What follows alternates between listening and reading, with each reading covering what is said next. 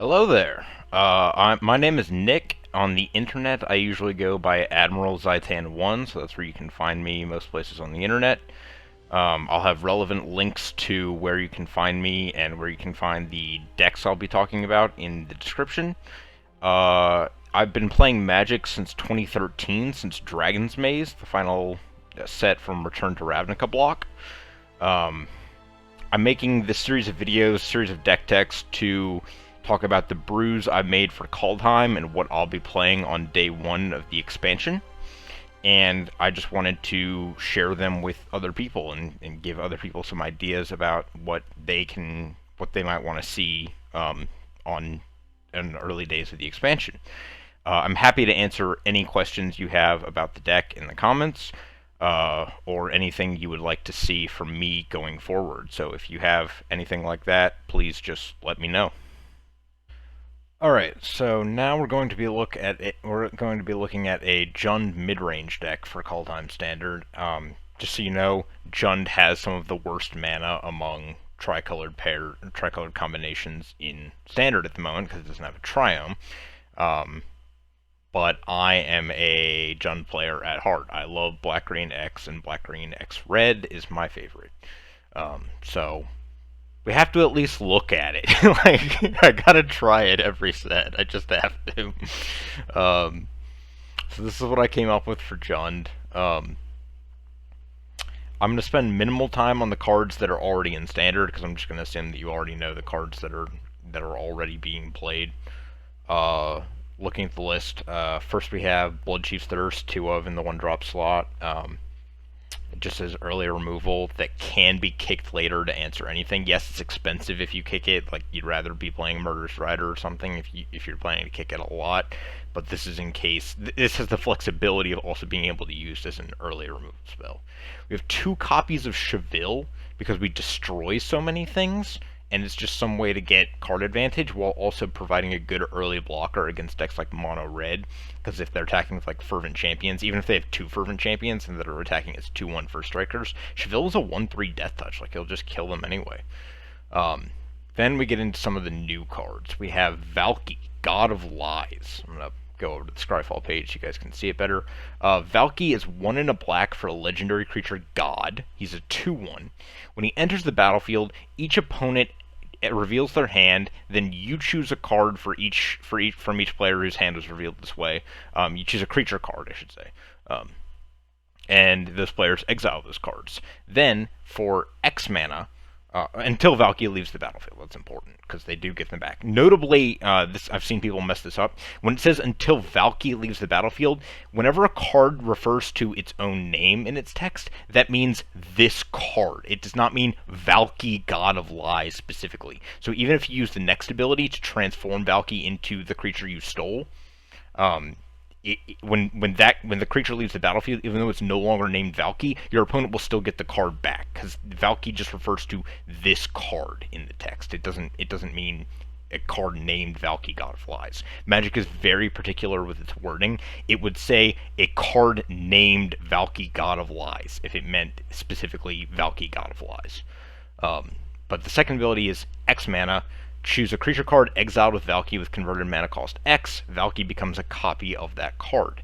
So this is less good in Standard, where there's less really juicy stuff to steal, but in any older format, especially formats with Uro, you can play Valky on turn 2, exile their Uro from their hand, and then on turn 3 you can pay 3 mana to get an Uro, and then start attacking with it. That seems pretty good.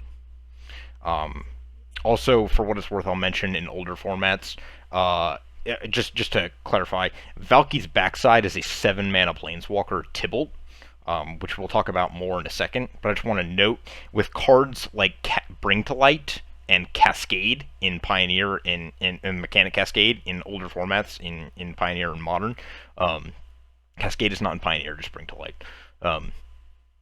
In older formats like that, a card that lets you look through your deck and cast a card with a certain CMC can find Valky at 2 CMC and then cast Tibble, because Tibble is still this card. And it doesn't look at the back when it's looking for the CMC of the card, like for a restriction that like Cascade or Bring to Light. So you can bring to light, even if you're bring to lighting for 2, which I don't know why you're doing, but you know, let's say you're bring to lighting for 5, you still wouldn't be able to find 7 mana Tibble, even if it could get Planeswalkers, which it can't. But you could then cast Tibble, because Valky is a valid target, and then you cast the Tibble side. So I think that has some real potential, even if just as a meme. Let's flip it over to Tibble, Cosmic Imposter. 7 mana Rakdos Planeswalker, enters with 5 loyalty. He also, as he enters the battlefield, so notably this is before he even hits the field, and your opponents cannot respond to this. It's similar to creatures that enter the battlefield with a number of counters on them. They come in with it already there. As Tibble enters the battlefield, you get an emblem, so it can't go away. There's nothing that interacts with emblems. You may play cards exiled with Tibble, Cosmic Imposter, and you may spend mana as though it were mana of any color to cast those spells. Notably, it says play cards. You can play lands this way. So anything you exile with Tibble is fair game. It is absolutely anything. +2. Exile the top card of each player's library. So that essentially says draw 2 cards. Including one card from your deck and 1 card from your opponent's deck. And if you're playing a multiplayer format, you get it from each player, so it hits multiple opponents too. But for standard, it's just you and your opponent. -3, exile target artifact or creature. Good removal spell. And then remember, you can cast that because it's been exiled with Tibble, and Tibble does not have to be on the battlefield for you to do that. And then -8, exile all cards from all graveyards, add red, red, red. So this is not a ultimate that wins the game automatically, like a lot of big Planeswalker ultimates do, but it will essentially win the game in your favor, because you will accumulate so much value and card advantage by removing your opponent's graveyard, and then you being able to play everything that was exiled this way, that you will essentially, unless your opponent has like lethal on board, you will essentially be unbeatable. So I think this is a really fun card to try out. Just a really powerful modal double face card. Going back to the deck, we have 3 copies of Eliminate. Again, more early removal. Just need to be able to answer aggro decks, because there's a lot of those, even in the form of aggro control, like Dimir Rogues. We have 2 Heartless Act to answer creatures that can get bigger than Eliminate and Blood Chief Thirst can, well, uncaked Blood Chief Thirst can handle. Take out Elder Gargaroths and the like. 2 Kroxa, Titan of Death's Hunger. We are not playing 4 Kroxa. Kroxa is not as good as Uro in that you're not really happy just to play the front side. You're only really happy with Kroxa if you escape him. So you don't run 4 Kroxa unless you are a Kroxa deck. We are not a Kroxa deck. Kroxa is here as a value card, and a card that is very good if it gets milled by Rogues, which is a big deck. Because then we can just start escaping a Kroxa every turn. So they essentially draw us into a Titan if they mill us a bunch, so that's pretty good. We have 2 Kazandu Mammoth that doubles as a threat and potentially a land if we're land screwed. We have 2 Sarulf Realm Eater, who is another new card. Essentially, whenever a card, especially a permanent, because they're referred to as permanents when they're on the battlefield. Whenever a permanent an opponent controls is put into a graveyard from the battlefield, put a 1/1 counter on Sarulf Realm Eater. At the beginning of your upkeep, you can essentially Pernicious Deed by removing all the +1/+1 counters from it. Pernicious Deed is an effect that exiles, or Pernicious Deed specifically destroys or sacrifices whatever. It doesn't exile, but Sarulf exiles. But the point is, it gets rid of everything with CMC X or less, where X is whatever you did, in this case the number of counters you removed. So notably, this does not synergize with Cheville because it exiles instead of destroys, but he does get counters when things get destroyed, so there's still like a little bit of synergy there, and that way you can still build up like a big wolf. Honestly, I don't think Sarulf is actually that good. I just really wanted to try him out because I think he's really cool. I just really wanted to play with him. We have 2 Murderous Riders and 2 Bone Crusher Giants, just really solid adventure creatures. Adventure creatures from Eldraine are just, in general, really, really good. So it's good to have those whenever you can. Again, no Edgewall Innkeepers. We're not an adventure deck, and we're not running 4 copies of the Murderous Riders and Bone Crusher Giants, because Bone Crusher Giant isn't amazing in this deck because we have so much like better removal than just Bone Crusher Giant stomps. But he just stomps something, and then he's a 4/3 on the other side. Like he's not bad. And the reason we're not running 4 Murderous Rider is losing 2 life to kill something for 3 mana really adds up if you're using it a lot. Like I don't think 4 Murderous Rider is really a good spot to be, at least for most decks. Then we're moving into some more new cards. We have Binding the Old Gods. I love this card. This is in every single black-green X deck I made for Kaldheim. Well, at least for Standard. So it's a saga, 4 mana uncommon saga, so for those of you who are low on wild cards, this is going to be easy to craft. It's not a rare or mythic. First chapter, destroy target non-land permanent an opponent controls. No conditions on what type, and no conditions on CMC. So you can kill anything from a creature like a Lovestruck Beast to a massive artifact like the Great Henge. If it's dead. You can kill an Ugin with this. Then the next chapter is search your library for a forest card, put it onto the battlefield tapped, then shuffle your library. Notably, it does not say basic forest, it just says forest card. So you can get non-basics if they have the forest subtype. So we are actually running, I'll skip ahead a little bit just to show you this, we are running a couple of the snow duels with basic land types, running a highland forest and 2 woodland chasms. So we can find those with Binding the Old Gods and help fix our mana. So for example, if we only have black and green mana and we haven't drawn any red, we can go get Highland Forest off the second chapter of Binding the Old Gods. And then if you're playing in a deck like Abzan or Sultai, you can go get the Triome, because that has basic land type too, so that's very good there. Which I'll talk about when I talk about my Abzan and Sultai decks. And then chapter 3 is kind of a bust. It's just creatures you control gain Death Touch until end of turn. It's not nothing, but it's pretty close to nothing. Like, you don't really care about the third chapter.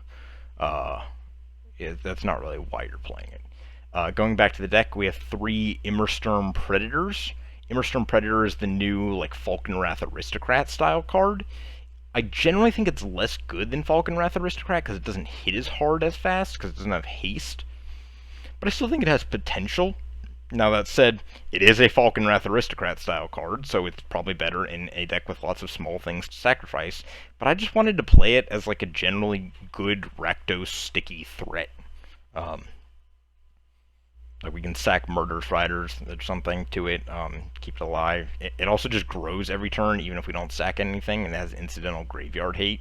Like, I just think it's decent, it's another card I just wanted to test out. It could be entirely wrong to be playing this in this deck, and if so, I'll figure out what to replace it with. But I at least wanted to try it, because I think it's really cool. It's a Vampire Dragon! I mean, how can you not love that? And no, the original Vampire Dragon does not count. He's lame. He's a bad card. It's from like 20 years ago. Back when creatures sucked. Back to the deck, we have at the 5-drop range, we have 2 cards, 3 copies of each. We have Goldspan Dragon. If you watch my Teamer Ultimatum video, you know about this. He's a 5-mana, 4/4 flying haste. Whenever he attacks or becomes the target of a spell, again, like I said before, this is any spell, even a spell you control. Now, we don't have anything that targets, any spells that target our own creatures in this deck that would benefit it. We're not running any pump spells or anything. But if you were playing a deck like that, like a Feather deck or something, then it does trigger that and still make treasures. And then while Goldspan is on the field, treasures you control have tap, sacrifice this artifact, add 2 mana of any one color. So your treasures sack for double. Notably, they do not actually sack for double. They have the ability to tap and sacrifice for 2 mana. So if you have 2 Goldspan Dragons out, they don't make 3 or 4 mana, they just make 2, because it's a different ability. It doesn't actually double. And then, I think this kind of goes without saying, we have 3 Elder Gargaroth. Elder Gargaroth is just a ridiculously statted card with tons of text. It's really good. Looking at the lands, we have the pathways, all 12 pathways in our colors. We got Blightstep and Darkboar from Kaldheim, the black-green and black-red. So that's a big deal. That's a big reason why Jund is absolutely unplayable right now, because Crag Crown is the only pathway we have, and that's just not good. Especially because we are primarily a black-green deck. We have the 4 Fabled Passage to go find basics. We have a mix of non-snow and snow basics, so we can fetch whatever we want for any given situation. So we can get snow if we want to bluff that we have snow synergies, even though I don't think we do. I'm pretty sure we don't. And then we can get regular basics if our opponent is playing like that Snow Hate God for some reason. Like, we don't have to worry about it if we don't want to. I just think it's super free to play Snow. I just don't think there's really any cost. Looking at the sideboard is kind of a mess because I really don't know what to expect from early Kaldheim Standard. I put in red cap melees to deal with mono red just because I expect a lot of mono red early on. Chainweb Arachneer is for rogues as a way to deal with their flyers and also be an escape card. Same with Pelucranos Unchained and Cling to Dust. Those are all escape cards, so if they mill them, we essentially drew cards. We have another Bloodchief's Thirst if we need more interaction early on against a low-to-the-ground deck like Mono White or Mono Red. We have Agonizing Remorse for the control matchups. I did put this in over Duress because I like that it can take like creatures if we need to. Sometimes control decks are playing like Lockmere Serpents and stuff. So I like that option. We have another Eliminate, another Murderous Rider, so again, just more removal for dealing with... Eliminate deals with small things, Murderous Rider kills anything. Soul Shatter to kill big things for opponents playing like a big control deck, and we need to answer like a Dream Trawler because they sacrifice it. We don't target it. So we can deal with a big single threat there. And then Cragplate Baloth as a one of, just because he's really good against decks that play counters because he can't be countered, and he has Hexproof and Haste, so he's kind of hard for the control decks to deal with. That's my Jund deck. Typically, Jund beats up on creature decks because we run so much removal, so I would expect this to be similar. The deck that so we kind of want to play against aggro and mid-range decks because we have pretty good matchups there because we just answer all their things. Our worst nightmare matchup is ramp decks. Mid-range decks are, and this goes for like all mid-range decks, they're terrible against ramp decks, like awful, because they don't play a lot of early threats, so all your small removal doesn't do anything. And then they just play these massive haymakers later in the game.